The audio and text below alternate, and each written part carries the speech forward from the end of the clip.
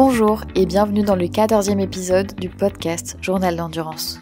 Aujourd'hui, j'ai le plaisir d'interviewer Philippe Thomas, cavalier que vous connaissez sûrement. Il était membre de l'équipe de France lors du championnat du monde de Montpazier en 2024. Il a contribué à décrocher la médaille d'or par équipe aux côtés de son fidèle Biwaka de Chalandra. Dans cet épisode, nous revenons sur son parcours, de ses débuts jusqu'à sa professionnalisation, sur son duo emblématique avec Biwaka, ce cheval pie qui l'a accompagné sur les plus grandes épreuves. Nous évoquons aussi sa passion intacte pour les chevaux et pour l'endurance, une passion qu'il partage aujourd'hui avec ses enfants, eux aussi présents au plus haut niveau de la discipline.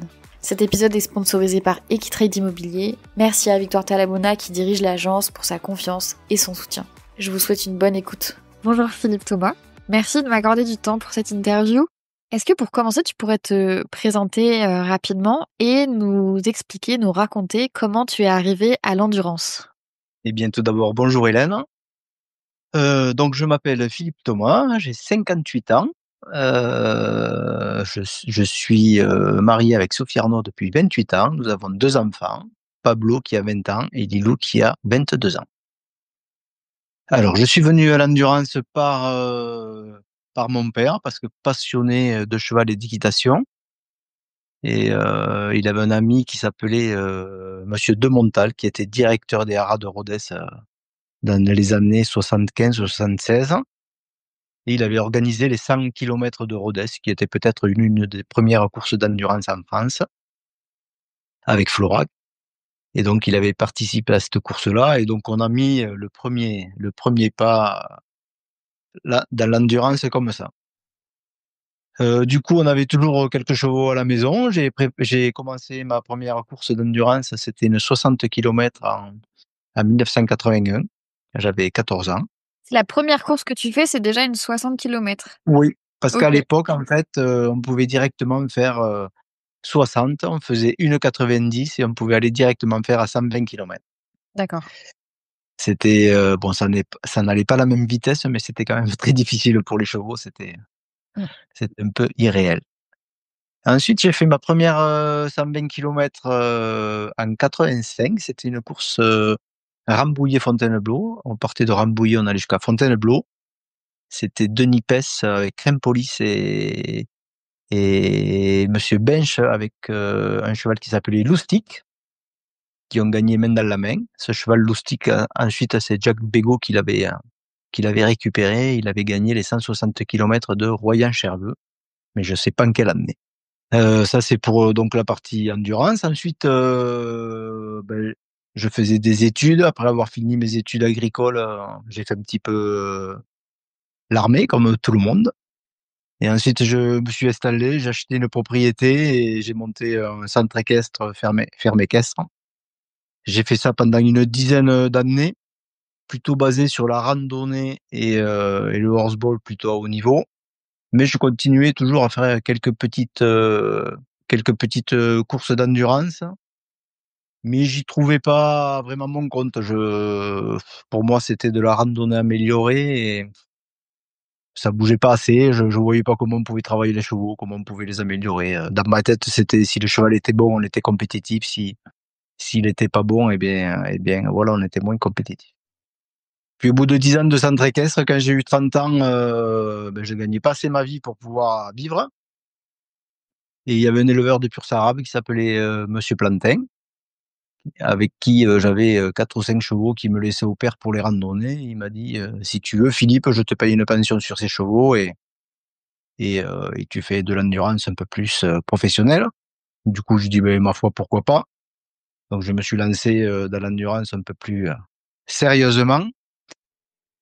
Et la première année, c'était un peu la misère. Je n'arrivais pas à rentrer grand-chose. Et puis, bon, je voyais pas comment améliorer mes chevaux pour pouvoir progresser et les premières ventes arriver, pouvoir vendre des chevaux et pouvoir en vivre. Heu, Ensuite, c'est quand même des gens comme Pierre Cazes qui était, à l'époque, vétérinaire et entraîneur de l'équipe de France d'endurance, que je côtoyais régulièrement. Et puis j'ai dit voilà, j'arrive pas à cerner ta discipline, j'arrive pas à comprendre comment on peut travailler un cheval, comment on peut l'améliorer. Pourquoi, à ton avis, et à ce moment-là, tu arrivais pas à progresser en endurance? parce que j'avais pas du tout mis le doigt, comme on dit, là où ça fait mal, c'est-à-dire j'arrivais pas à voir comment on pouvait travailler un cheval pour pouvoir l'améliorer, dans cette discipline puisque je venais du surtout, enfin, je faisais beaucoup de horseball, c'est-à-dire beaucoup de stages, de dressage pour dresser nos chevaux. J'avais les chevaux bien ronds, bien dressés et quand j'allais en course, je voyais mon idole Denis Pesse qui me doublait, les jambes en avant, le cul dans la brouette au galop là et je me disais: «Mais comment ça se fait que lui, il arrive à gagner toutes ses courses et moi, dans ma tête, je montais mieux et mes chevaux étaient mieux et j'arrivais à rien, quoi». Et donc Pierre Cazes, à l'époque, faisait travailler Maya Kila Perrin-Gérard avec Baroussa, qui a été championne du monde, en 2000. Il me dit: «On va aller s'entraîner à la Cano, si tu veux venir avec nous, tu viens avec nous et peut-être, tu comprendras, ça pourra t'ouvrir, les yeux, quoi». Et du coup, on est allé galoper à la Cano et au bout d'un moment qu'on galopait sur la plage là, le cheval qui était devant moi, il avait le jarret droit qui commençait un petit peu à fléchir et là, il me dit: «Tu vois ce cheval, si dans le temps, c'est sûrement de ce postérieur qui boitera». Et du coup, ça a été comme une lumière à moi, ça s'allumait. J'ai dit: «Mais en fait, il faut pas chercher à les avoir comme on m'a appris, il faut vraiment regarder les chevaux comment ils sont, déceler leurs défauts et leurs qualités et puis les travailler, pour les faire avancer comme ça». Et là après j'ai performé à partir de ce moment-là, j'ai performé. J'ai rencontré, Jack Bégaud qui gérait les affaires et les achats de Cheikh Mohammed, qui m'ont permis, de vendre mes premiers chevaux et de m'installer, bien, bien confortablement et de perdurer, dans le temps. Après, je parlais de Denis Pes parce que quand j'étais jeune, c'était vraiment mon idole et si j'ai fait de l'endurance, c'est je pense grâce à lui parce que je le voyais toujours avec Rempolis et Melfenic, gagner des compétitions et c'était, mon rêve de gagner des courses, mais jamais, j'aurais cru un jour gagner, des épreuves de 100 mètres. C'est ça qui est rigolo, dans la vie, quoi. Tu pensais pas pouvoir progresser, autant et arriver, à leur niveau, en fait? Ouais, voilà, on s'imagine jamais quand on débute qu'on va progresser et puis gagner des courses, former des gens qui vont aussi gagner des courses, avoir des enfants qui vont aussi gagner des courses, ça c'est Mmh, pour moi, c'est un rêve, quoi. trop bien. Est-ce que tu peux nous raconter, peut-être comment tu rencontres, Jack Bégaud et comment est-ce que tu es amené à travailler avec lui? Alors Jack Bégaud, je l'ai connu, quand j'ai commencé à performer avec les chevaux, c'était lui qui achetait les chevaux pour Cheikh Mohammed. Et comme j'avais déjà des installations, du centre équestre, par rapport au il y avait pas vraiment de professionnels, c'était surtout des particuliers qui avaient des chevaux. Moi, j'avais les installations, j'avais une trentaine ou une quarantaine de box. Donc c'était, facile pour moi de prendre des chevaux en pension et d'aller se promener partout en Europe, c'est grâce à Jack que j'ai pu m'installer et vivre de mon métier au départ. D'accord et du coup, comment ça se passait ce travail? Tu avais beaucoup de chevaux, il me semble? Alors au départ, moi les chevaux que je vendais généralement, Jack nous les laissait à l'entraînement et ensuite on allait en Italie, en Angleterre, un petit peu partout en Europe pour que le Cheikh et ses enfants, participent en course. Et ça durait peut-être je vais dire, une dizaine d'années ou un peu plus, une quinzaine d'années. Entre temps, j'ai connu, sur une course en Angleterre, Hadi Nasser Al Naimi, c'était un Qatari et en fait, il était entraîneur pour Al Shakab, la partie endurance et il m'a fait totalement confiance et il m'a mené aussi des chevaux à l'entraînement. Et le Qatar a pris le dessus sur les Émirats parce que les Émirats ont un petit peu baissé d'envergure et ont réduit le nombre des pensions jusqu'à arrêter, vers 2015 à peu près. Et le Qatar au contraire a vraiment grossi. J'ai eu jusqu'à 150 chevaux, en pension entre les poulinières, les poulains et les chevaux au travail. Ce qui m'a permis de perdurer un petit peu, dans le temps et d'avoir pas mal d'employés et d'avoir une grosse structure. Comment on gère une structure avec, 150 chevaux? Enfin, tu en avais d'autres, donc ça j'imagine qu'il y avait plus de 150 chevaux. Comment Oui, ça doit être au énorme. plus gros, on a eu 240, 240 chevaux. Après, c'est toujours pareil, il faut savoir s'entourer. Déjà, la vie fait que de rencontres. Au départ, donc, j'ai rencontré Monsieur Plantin, qui était éleveur. Pierre-Yves Julia, un copain avec qui on a travaillé peut-être pendant 30 ans. La vie a fait que nous avons divorcé comme un vieux couple, mais ça, c'est la vie. Et ensuite, il faut les bons maréchaux, il faut les bons vétérinaires, tout ça fait un ensemble qu'on peut avancer. Et puis surtout, avoir des bons employés et c'est pareil, les employés, c'est comme les chevaux d'endurance, il faut savoir prendre la qualité de chacun et faire abstrait des défauts. Et il y a que comme ça qu'on peut avancer et de durer dans le temps. Qu'est-ce que tu retiens de cette période d'avoir 240 chevaux? Je sais pas combien il y en avait à l'entraînement, dans ces 240, mais ça devait être beaucoup de pression, beaucoup de travail aussi, enfin. Oui, beaucoup de pression, beaucoup de travail. Il faut toujours penser au lendemain, ce que chacun va faire. Après, c'était quand même organisé avec une partie élevage, avec des gens qui s'occupaient de la partie élevage. Après, les salariés étaient quand même assez pointus pour après sortir les chevaux en compétition. C'est un petit peu réglé, les 5-6 ans ensemble, les chevaux de national ensemble, les chevaux de commerce, de notre côté. Mais bon, je pense, j'étais plus jeune, du coup, quand on est jeune, on a la soif d'avancer. Et du coup, ça passe très bien. S'il fallait le refaire maintenant à mon âge, je pense que je suis mieux avoir une petite structure et beaucoup plus tranquille et prendre plus soin de mes chevaux, plus soin de moi Mmh, et vivre une vie normale. mmh, bien sûr. Est-ce que tu penses que ça te permettait d'avoir autant d'attention sur chacun des chevaux, d'avoir autant de chevaux à l'entraînement en même temps? Non, c'est pas possible de faire, vraiment du bon travail, même si on essayait de le faire. Je pense qu'il y a des chevaux qu'on est passé à côté parce qu'on ne leur a pas vraiment laissé le temps de s'affirmer. Peut-être à ces temps, ils étaient moyens et on se disait: «Bon, ils sont moyens, on va pas les garder». Peut-être on les regardait 1 ou 2 années de plus, peut-être ils se seraient affirmés et ça aurait fait des bons chevaux, mais le turnover était, on était un petit peu pressé par le temps. Du coup, oui, sûr, les bons, c'est sûr, on n'est pas passé à côté, mais ceux qui étaient moyens plus, sûrement il y en a qu'on est passé à côté, Mmh, mais bon, c'était comme ça. Maintenant, on prend plus le temps, on leur laisse plus, le temps de se former et de les réessayer. mmh, bien sûr. OK. Tu pas mal intervenu auprès de l'équipe de France jeunes cavaliers. Est-ce que tu peux nous parler du rôle que tu as eu?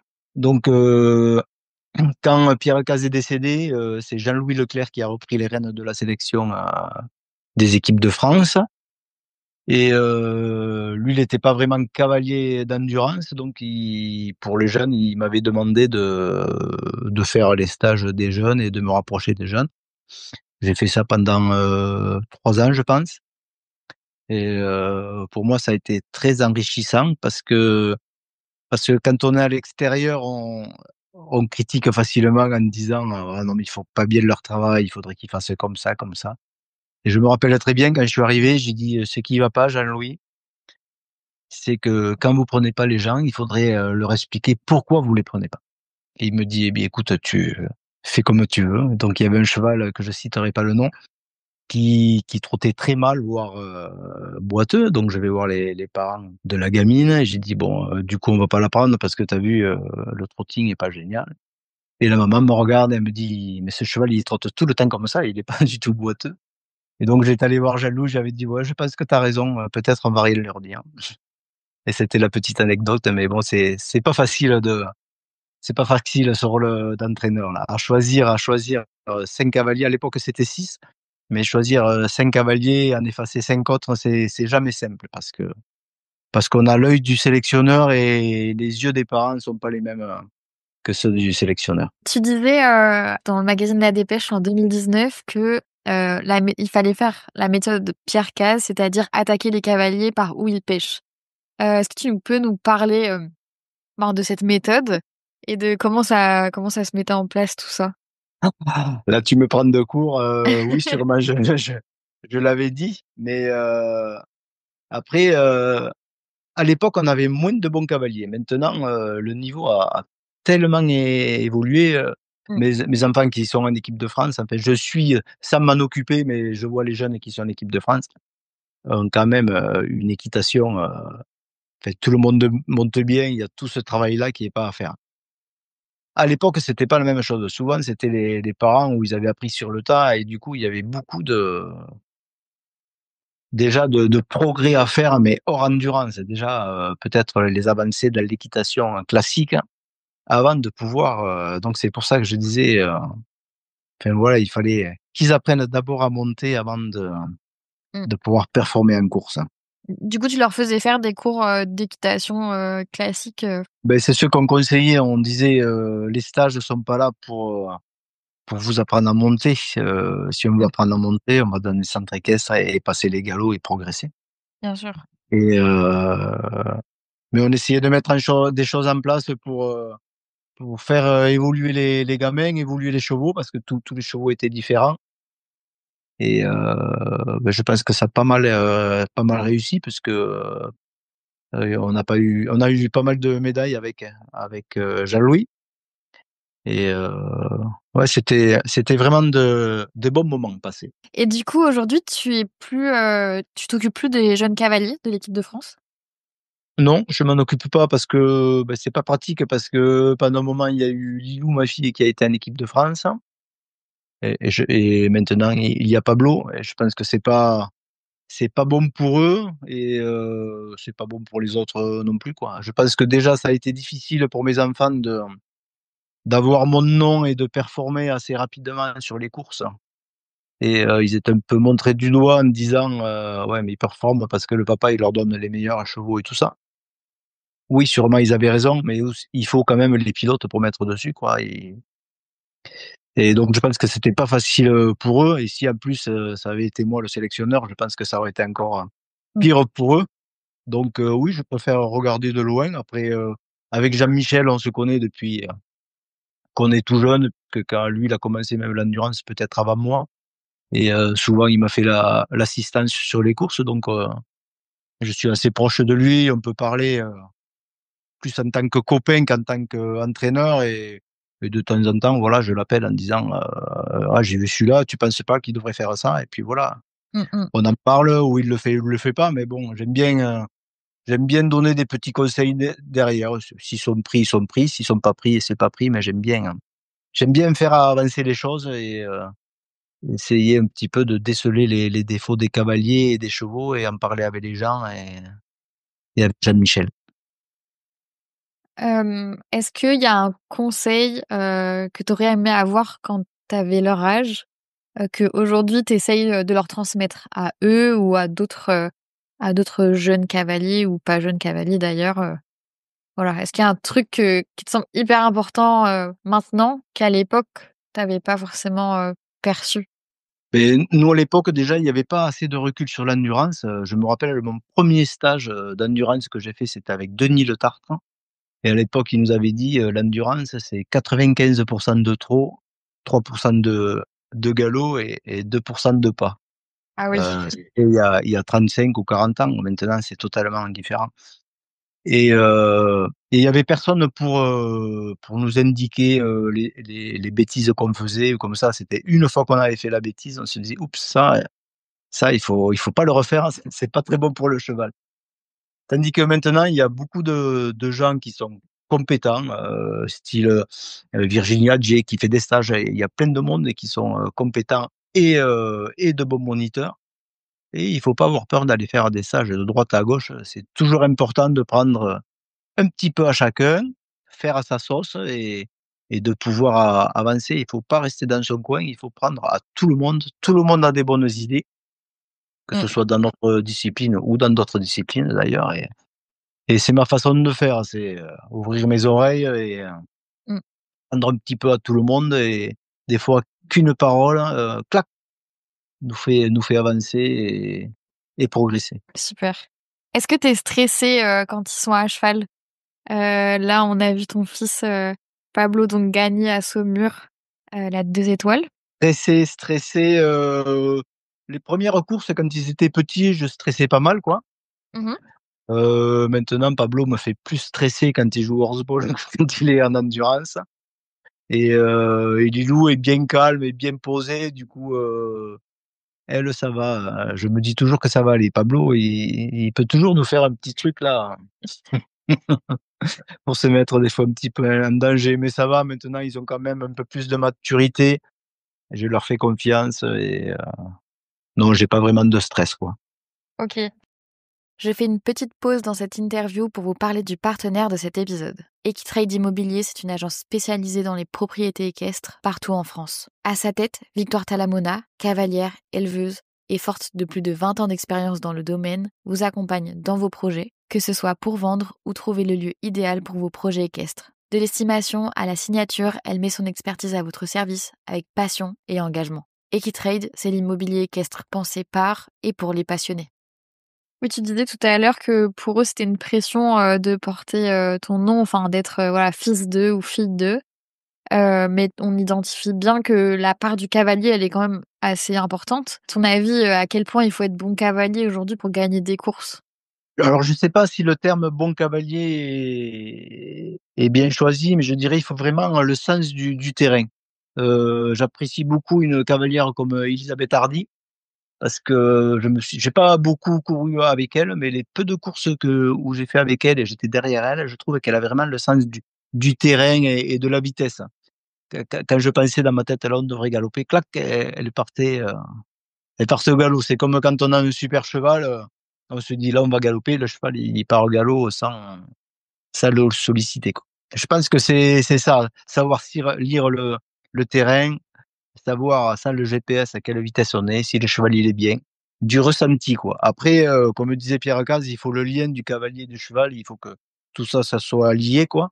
Mmh, Une bonne assiette, mais après, l'équitation va permettre à pouvoir entraîner plusieurs chevaux et de pouvoir performer avec plusieurs chevaux. Alors qu'il y a des gens qui vont performer avec un cheval et ils vont avoir beaucoup de mal à en retrouver d'autres ou en trouver d'autres pour performer. Je pense que l'équitation, voilà, permet de répéter les performances, mais je pense qu'il faut quand même beaucoup de liens et beaucoup de ressenti du cheval, pour être performant, sur les compétitions. mmh. OK, très bien. On va parler de ton cheval, Biwaka de Chalandra, si ça te va.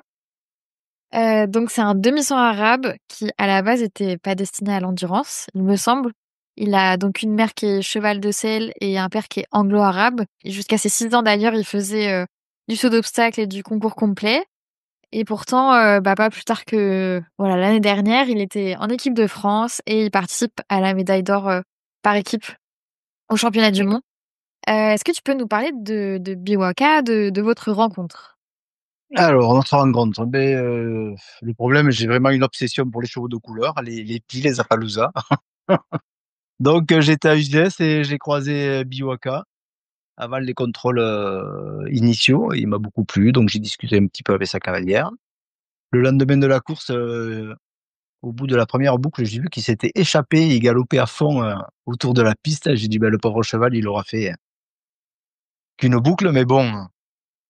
Et après, j'étais en voiture et à un stop, qui c'est que je vois? Passer Biwaka de nouveau avec sa cavalière, pendu dessus, qui pouvait pas l'arrêter. J'ai dit: «Ah mais il est rigolo, ce petit cheval-là, je fais que le voir». Et donc à la fin de la journée, au bout des 80 kilomètres, j'allais boire le petit café au bar et qui je tombe sur le trotting final de Biwaka. Et là, j'ai craqué, j'ai dit: «Bon allez, il faut que j'aille me renseigner pour savoir qu'est-ce que c'est ce petit cheval». Et donc je suis allé voir la cavalière et j'ai demandé si le chevalet était, à la vente. Il était à la vente et pendant qu'on discutait, il était à côté d'elle en train de gratter, avec les antérieurs. J'ai dit: «Mais il est incroyable ce petit cheval, il est jamais fatigué», et on en a parlé un petit moment et j'ai appelé la propriétaire et de fil en aiguille, beh, voilà, je l'ai acheté et je l'ai récupéré. Au départ pour Lilou, mais il était quand même compliqué à monter et du coup, c'est moi qui l'ai récupéré derrière. Et c'est vrai que je me suis vraiment, vraiment cassé la tête parce que c'était pas gagné au départ. C'est un cheval quand même qui était assez chaud monté et très sensible et avant de performer, je me suis quand même vraiment, vraiment gratté la tête.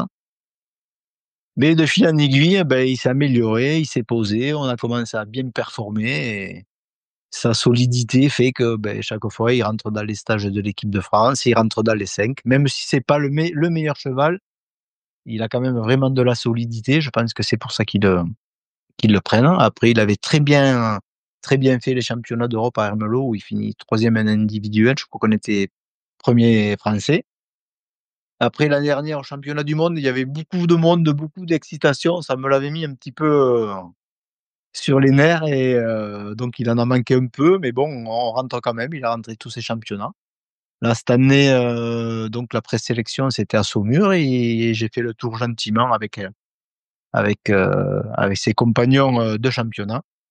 Là, maintenant, nous allons avoir un stage dans un mois et ensuite nous verrons si nous allons faire un 5e championnat ou si c'est bon pour lui. D'accord. En 2021, vous gagnez la course mythique de Castelsagra, les 160 kilomètres. Est-ce que tu peux nous raconter un petit peu, rapidement comment elle s'est passée cette course? Je me rappelle bien, quand je gagne Castelsagran, chaque fois il pleut, donc il devait pleuvoir. Ensuite, je pense qu'il y avait Maria et un autre Espagnol avec moi. J'étais parti quand même, assez ardu en me disant que ça serait bien d'avoir un podium et puis le cheval était quand même bien en forme ce jour-là. Heu, il récupérait, bon, c'est pas le champion de la récupération, donc il mettait le temps qu'il mettait et petit à petit, on s'est retrouvé devant et dans la dernière côte, les autres ont un petit peu calé, lui il a continué à son train. On a gagné brillamment cette course qui est très technique et pas facile du tout. Aujourd'hui, il a 14 ans. Comment est-ce qu'on gère la longévité d'un cheval de très haut niveau comme Biwaka? Je pense que c'est sa solidité. Après, il faut savoir qu'un cheval d'endurance, généralement, il travaille 6 mois et puis il a 6 mois de vacances, hein, puisque Mmh. 3 mois de travail, une compétition, 3 mois de repos, c'est un petit peu ça. Bon, cette année, je joue le jeu de cette sélection. S'il est sélectionné, tant mieux. S'il est pas sélectionné, je choisirai de faire une autre course en fin de saison et je pense que je l'arrêterai sur ça parce qu'après il va prendre 15 ans. 15 ans, je pense que les chevaux un petit peu d'âge commencent un petit peu à se détraquer sur les championnats, même s'ils prennent du métier. Je pense qu'il m'aura vraiment, vraiment, appris et j'aurais pris vraiment, du plaisir avec lui. Je pense qu'il mérite, une petite retraite. On ira faire nos petites balades, ensemble, peut-être une petite course de temps en temps, mais ce sera juste, pour le fun et se faire plaisir avec lui. D'accord. OK, donc peut-être, dernière saison pour lui en 2025. Ouais, je pense, oui. Je pense que, bon, pour lui, c'est bien. Il m'a tout donné. C'est un cheval qui donne tout. Mmh, Je voudrais pas, voilà quoi, je veux encore en profiter, si je peux le monter 4-5 ans pour me faire plaisir à la maison, d'accord. voilà, je préférerais autant en profiter. OK. Est-ce que, à ton avis, le fait qu'il ait commencé par du saut d'obstacle ou du concours complet, ça lui a, apporté quelque chose pour ensuite sa carrière, en endurance? Alors je pense que c'est un cheval très difficile et qui a eu la chance de tomber entre les mains, de sa cavalière et qui l'a très, très bien mis sur le plat et qui a pris le temps de le former, parce que je pense que tomber entre d'autres mains, ça aurait été une autre paire de manches, quoi. Mmh. Du coup, pour moi, derrière, le fait qu'il soit bien mis sur le plat et tout ça, c'était quand même bien avancé. Après, il a juste fallu, lui apprendre à se déplacer, décontracté, sans être tout le temps tendu et ce qui a pas été une mince affaire. Mais bon, petit à petit, on y arrive. Mais bon, des fois, il a des sursauts de jeunesse qui viennent un peu, ternir sa Mmh. qualité de cheval. D'accord. Est-ce que tu peux nous parler de comment il était à Monpazy? Il me semble qu'il était bien, mais pas autant que tu aurais aimé? Donc Montpazier, c'était une course spéciale parce qu'il y avait beaucoup, beaucoup de monde et il y avait quand même beaucoup d'effervescence autour des chevaux et c'est vrai que pendant les points d'assistance où les chevaux auraient bien voulu être, relâchés, bien boire, se poser, il y avait beaucoup de monde, qui criait, les drapeaux, tout ça. C'est vrai que moi, ça me le mettait un petit peu à l'envers. Le cheval, il a pas beaucoup bu de la journée et je pense de faire, 4 étapes comme ça un petit peu sur les nerfs, il en a manqué un petit peu, à la fin. Donc j'ai préféré lever le pied et finir avec Julien main dans la main. C'était bien sympa. Déjà que les 5 Français, finissent, c'était quand même extraordinaire. Donc il était au top de sa forme, mais le contexte l'a pas aidé à être suffisamment détendu. Oui, voilà, c'est un cheval qui est très sensible et donc il peut mettre beaucoup d'énergie à pas se poser, travailler en force, voilà. Après, il a de la qualité parce qu'il est même en l'ayant pas bien, il est capable de rentrer ses courses. Donc je me dis, le jour où je l'aurai vraiment bien calme et bien comme je le veux, je pense voilà, il sera bien pour faire performant. Mais je pensais qu'avec l'âge, il prendrait du travail et puis il s'améliorerait. Mais bon, je vois que c'est chaque fois partie remise. Mais bon, peut-être quand il aura 25 ans, ça sera bon. C'est dans son tempérament d'être comme ça et probablement ça changera pas malgré le travail, quoi. Ouais, je pense que c'est quand même aussi sa force, son mental qui le fait, parce qu'il est quand même un petit peu handicapé par son cardiaque, Ouais. le fait qu'il ait du mental et qu'il veuille toujours y aller, je pense que c'est aussi sa force de caractère. On va parler un peu de cette décontraction, bon là, du coup, Biwaka, c'est un peu une exception, mais à ton avis, c'est quelque chose de quand même important, d'avoir un cheval décontracté? Ouais, je pense que, beh, c'est la clé un petit peu de la réussite, hein.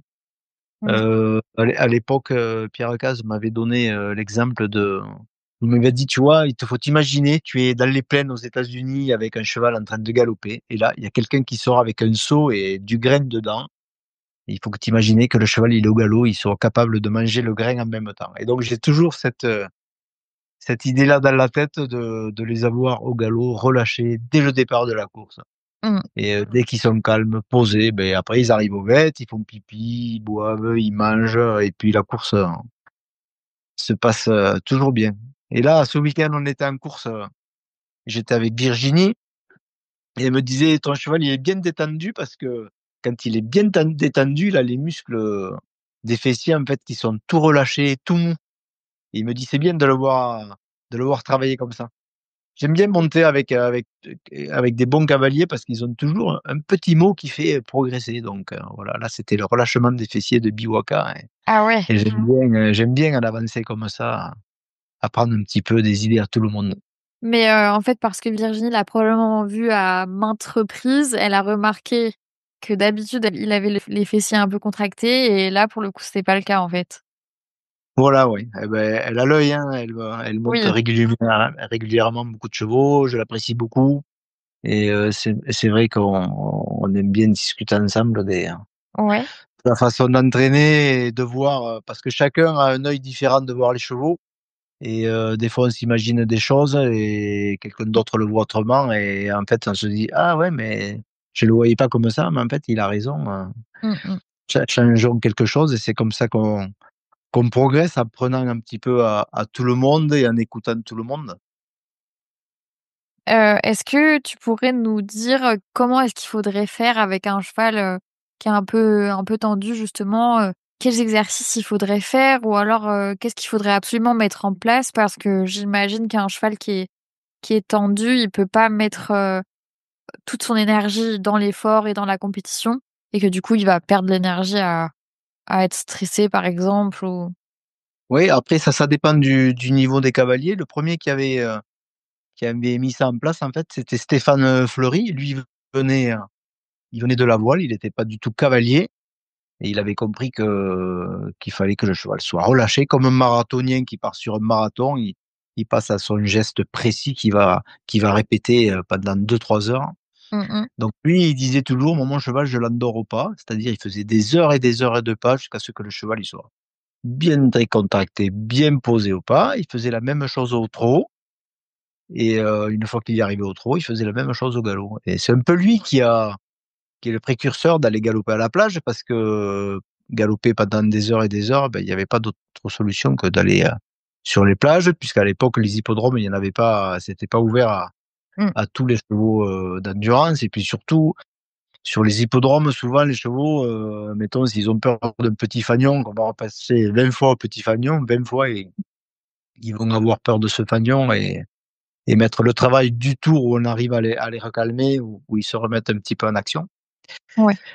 Et après, donc lui, il faisait cette méthode-là et puis après quand on est cavalier, beh, on peut les travailler, sur le plat, les faisant céder, en les faisant se relâcher Et après, il y en a qui font ça avec de la randonnée, pareil, ils font des heures et des heures de cheval. Au bout de 3 jours de randonnée, les chevaux, Ouais. ils se posent, ils mangent, ils font pipi. Après chacun a des installations différentes et des modes de vie de chevaux différents. C'est à chacun à trouver, la façon de faire pour les avoir, le plus relax possible et puis les chevaux, ils sont tous différents, donc il y a plein de méthodes, à faire.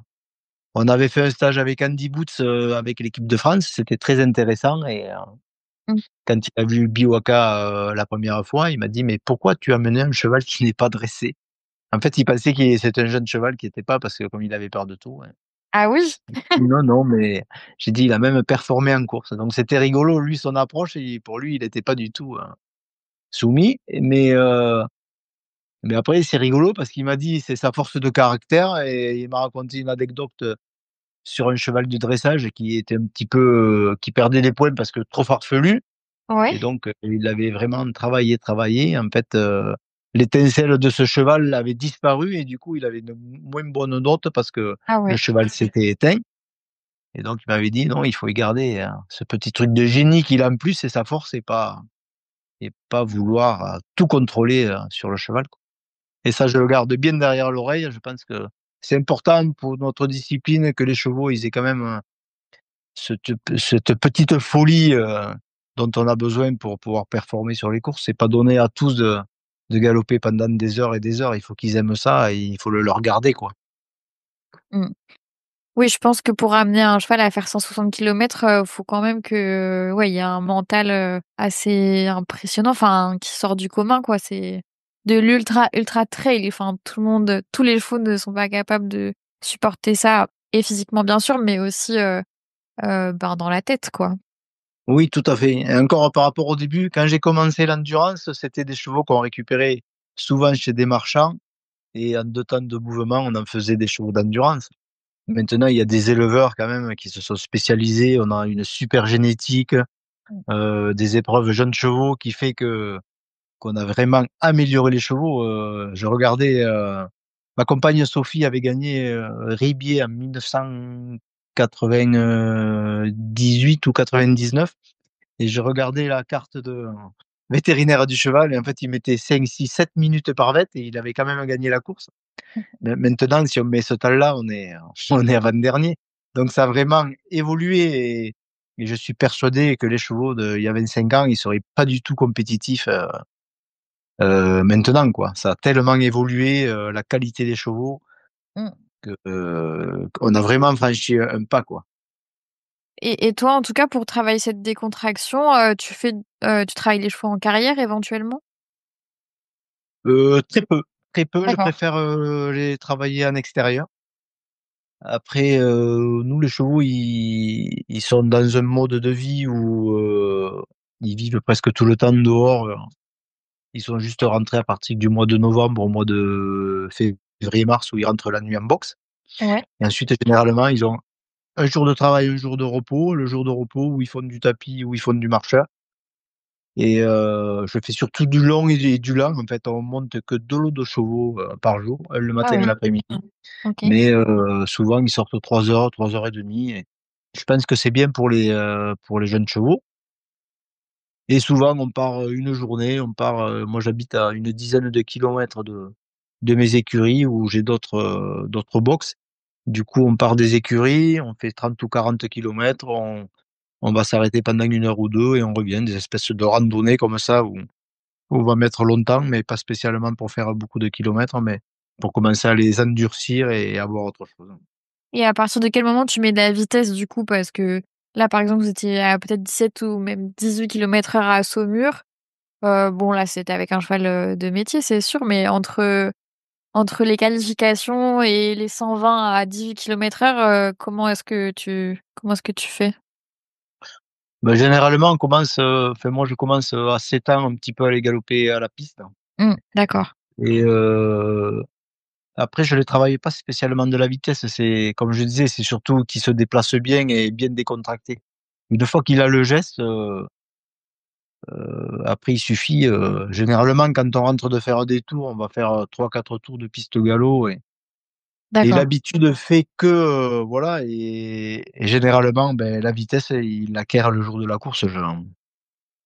OK. Je travaille pas la vitesse à la maison. Des fois, c'est assez rigolo parce que les nouveaux employés, me disent: «Mais en fait, on va jamais vite et après sur les courses, on va vite», mais c'est ma façon de faire. Peut-être je suis un peu largué pour l'entraînement, mais on a toujours des performances, donc je me dis que quelque part, bon, ça continue comme ça et puis j'aime me faire comme ça, donc du coup, je continue. OK.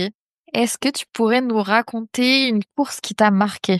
Alors la course qui m'a le plus marqué, c'était pas en Europe, c'était aux États-Unis quand j'ai fait la Davis Cup. Mmh. C'était pour mes 40 ans, le mon cadeau d'anniversaire, de mon épouse et j'en garde un très, très bon souvenir, parce que j'adore les États-Unis et la course était vraiment très dure et m'a vraiment marqué. Des Ouais. paysages magnifiques et des gens, très accueillants.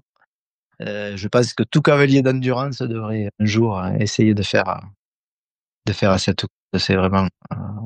C'est vraiment quelque chose, oui. Tu me racontais du coup que tu as fait 160 kilomètres en 22 heures, c'est ça? Est-ce que tu peux nous Oui, voilà. raconter comment c'est un peu plus? Donc on est parti à 4 heures du matin. Je suis arrivé le lendemain à 2 heures du matin. On était 250 chevaux au départ. Il faut partir 2 groupes, ceux qui vont, on va dire, les plus rapides et ceux qui vont le plus lentement. On a 24 heures pour boucler la boucle des 160 kilomètres. Après, il y en a plus de la moitié qui mettent beaucoup plus de temps puisqu'ils s'arrêtent pour dormir, ils continuent. Sur ces 160 kilomètres, il y a 2 points d'assistance.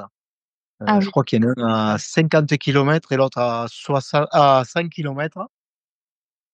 Et OK. après le reste du temps, on est tout seul. Il y a juste des contrôles, vétérinaires qui sont à peu près tous les 25 kilomètres. Mais, on n'est pas obligé en fait, on arrive, il y a pour abreuver les chevaux et les nourrir et pour nous aussi et on présente le cheval sellé Ah bon? et ils prennent le rythme cardiaque. Je crois que c'était 64 ou 68 et en fait, on part en trottant, en s'éloignant du vétérinaire et au bout, on regarde le vétérinaire et s'il nous fait signe que c'est bon, on remonte dessus et on repart. Il y a même pas un aller-retour, c'est juste, un aller et donc OK. moi, la course, j'en profitais pour, dès que le cardiaque était bon, hop, je trottais, je remontais dessus et voilà, mais bon, au bout d'un moment, Mmh. c'est un peu fatigant de pas s'arrêter et donc j'ai eu un gros coup de mou au centième kilomètre où je voulais m'arrêter parce que la nuit tombait et Ouais. je m'étais dit: «Mais c'est pas possible, j'ai fait que 5 kilomètres sur toute la journée là, il en reste encore 60». Mais bon, tout le monde m'a dit: «Allez, il faut y aller, la fraîcheur va arriver, tu vas te refaire, tu vas finir» et puis bon, je suis reparti et j'ai fini 11e de la course. C'était très sympa. Et alors c'était rigolo parce que, à gagner, c'est rien qu'une boucle, de ceinturon et tous ils la portent fièrement et quand j'ai eu ma boucle de ceinture, le lendemain, j'étais très, très fier de la porter parce qu'en fait, c'est pas une mince affaire de boucler cette course-là. Parce qu'en fait, enfin pour avancer aussi peu vite, c'est que les terrains sont très accidentés, très dénivelés? Ouais, il y a beaucoup de dénivelé, c'est des petits sentiers qui sont au bord des falaises et du coup, on peut pas se doubler Mmh. et ça va très doucement. S'il y a une dame devant qui va tout doucement, comme c'était le cas, peut-être on a marché pendant 40 minutes derrière à pas Ah. pouvoir la doubler. Puis après, quand il y a eu un petit renfoncement, on a passé. Après, normalement, les chevaux donc ont des numéros sur la croupe et c'est les numéros les plus petits qui ont la priorité. C'est-à-dire si le cheval a le numéro 100 devant et que nous on a le 15, elle est obligée de nous laisser passer c'est comme ça, c'est une priorité là-bas. Moi je me rappelle, j'avais le numéro 25 et donc j'ai pu en doubler pas mal. Et ils sont attribués comment ces numéros? Par rapport au classement des cavaliers. D'accord.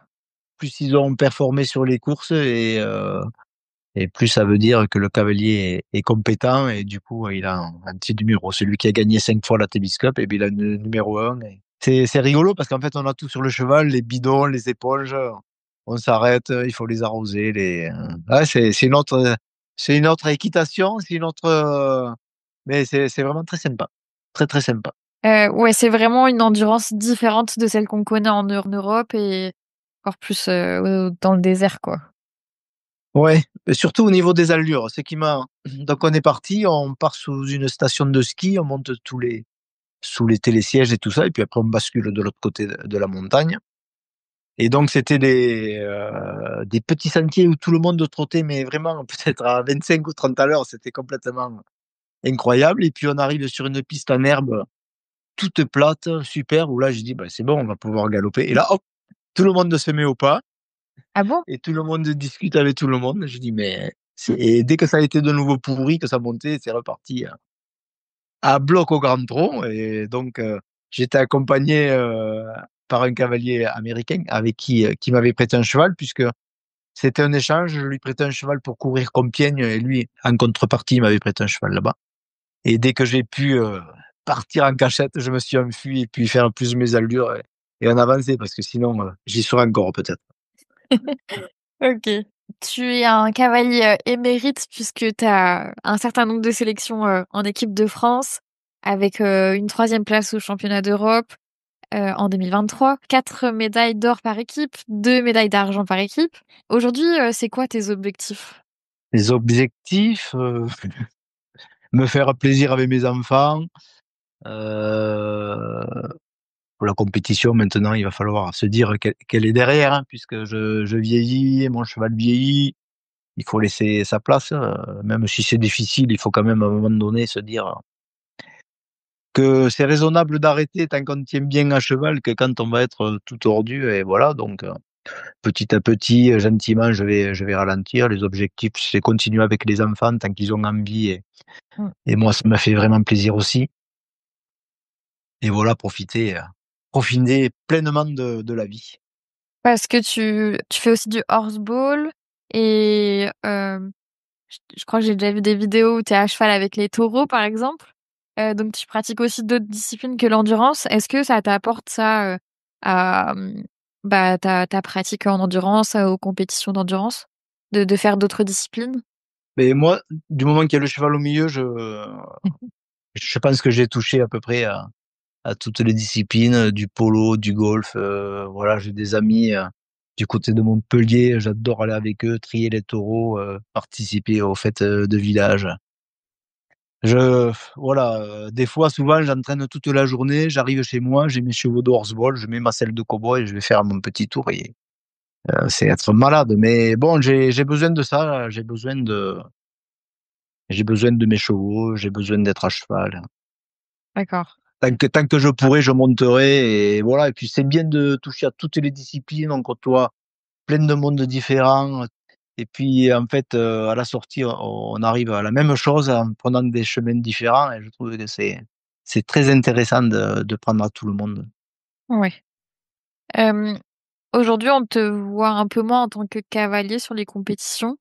Mais, enfin, comme tu l'expliquais au début, c'est que, du coup, tu as un peu changé ta manière de fonctionner. Tu as plus peut-être besoin d'avoir autant de chevaux, pour gagner ta vie et donc tu as peut-être restreint, le nombre de chevaux que tu entraînes. C'est comment est-ce que tu gères ta vie d'entraîneur, on va dire, aujourd'hui? Oui, alors, j'ai eu la chance de vendre ma propriété il y a 4 ans, donc je me suis réinstallé à côté. La structure est beaucoup plus petite, hein, j'ai moins de chevaux, je dois avoir une vingtaine de chevaux d'endurance. Après, il y a Lilou, Pablo qui montent et il y a Tom et Margot qui sont là aussi qui travaillent aux écuries et donc je peux pas enfin on essaye de distribuer les chevaux pour que tout le monde monte. Du coup, moi je me mets un petit peu en retrait, voilà. Cette année, j'avais Gestar et Biwaka, je fais avec eux. Mmh. Voilà, chacun a son piquet de chevaux. Et après il y a des jeunes qui arrivent, mais bon, les jeunes, je les laisse plutôt aux jeunes, je suis moins souple qu'avant. OK. Quand on prend une petite chute, bon, on met un peu plus de temps à s'en remettre. Par rapport à il y a 30 ans ou presque 40 ans quand tu as commencé l'endurance, il y a plein de choses qui ont changé. Mais aujourd'hui, toi, comment est-ce que tu imagines, l'évolution de l'endurance pour les prochaines années? Heu, je l'imagine, j'espère qu'on va pouvoir développer par rapport aux amateurs, d'endurance, Mmh mh. qu'il y ait plus de gens pas professionnels qui puissent connaître cette discipline et performer. parce qu'on a connu vraiment, pour moi, l'époque la plus grandiose avec des achats de chevaux dans tous les sens et voilà. Là, ça a bien réduit et je pense que si l'on veut continuer l'endurance et donner une belle image, il va falloir qu'on se tourne vers les amateurs pour faire continuer notre discipline. Dans notre précédent entretien, tu me parlais de comment est-ce que Pierre Cazes voyait l'évolution de l'endurance. Est-ce que tu peux nous parler de ça? Oui, lui, il voyait toujours l'avenir. Je me rappelle quand j'ai fait mon premier championnat à Compiègne en 2000, j'avais dû faire du 16 de moyenne à peu près ou peut-être même pas et lui, il m'avait dit: «Tu verras Philippe, un jour, on prendra des chevaux, on pourra faire à 160 kilomètres à plus de 20 à l'heure» et là, j'avais dit: «Qu'est-ce qu'il raconte? Il est complètement largué» et puis il avait totalement raison. Maintenant, quand on voit les vitesses folles aux Émirats ou sur les terrains plats, en France, sur Compiègne, Fontainebleau, où on se rapproche des 20 à l'heure, ou des fois, quand il y a un bon groupe de bons chevaux, on peut dépasser les 20 à l'heure. C'est totalement fou comment ça a évolué, comment les chevaux ont évolué. Heu, ouais, ça me bluffe chaque fois que j'y pense. Mmh. À ton avis, on pourra augmenter en vitesse? Enfin, peut-être pas aux Émirats parce qu'ils sont genre vraiment très, très rapides, mais en France, est-ce que ça va continuer à en fait, j'ai du mal à savoir si on peut encore aller plus loin dans la performance, probablement que oui, hein, dans la performance sportive des chevaux sur ce genre Je de pen très longue je distance. je pense que oui, ça va toujours s'améliorer parce que la génétique fait qu'on croise les meilleurs juments avec les meilleurs étalons. Que les cavaliers sont de plus en plus, compétents, que les pistes, certaines pistes s'améliorent et donc oui, je pense que ça va encore continuer on va encore gagner de la vitesse, quoi.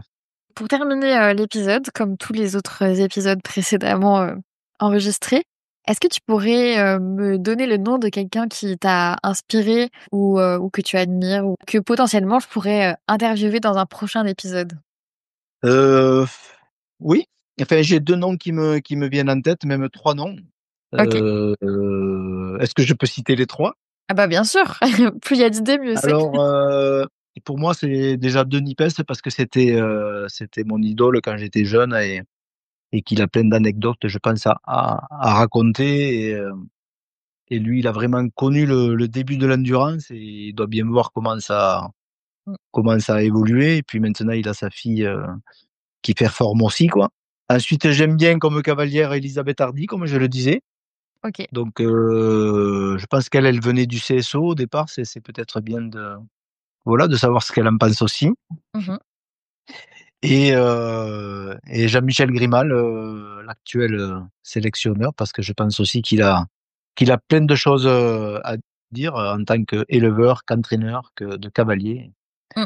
C'est toujours intéressant d'entendre des gens comme ça. Et bah, c'est noté. Merci pour toutes ces idées. Heu, Merci Hélène. Merci Philippe pour cet entretien et puis, bah, à très bientôt. OK, au revoir. Et voilà, vous êtes arrivés à la fin de cet épisode. J'espère que vous aussi, vous avez apprécié écouter Philippe Thomas partager ses expériences et sa passion pour l'endurance. Encore un grand merci à Equitrade Immobilier, partenaire de cet épisode, qui m'aide à continuer de vous proposer ces interviews. Je vous dis à bientôt dans un prochain épisode de podcast ou sur une course d'endurance.